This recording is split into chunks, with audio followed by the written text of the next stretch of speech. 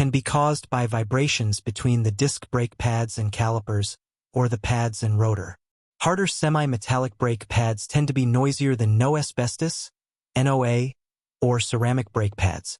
The noise can usually be eliminated by replacing the old pads with new ones. Ceramic pads are usually the quietest, but may not be available for some applications because the vehicle requires semi-metallic pads, and resurfacing or replacing the rotors.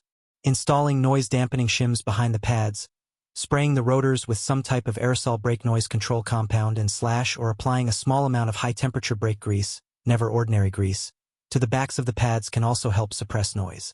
Also, if any pad mounting hardware such as shims or anti-rattle clips are missing, these should be replaced.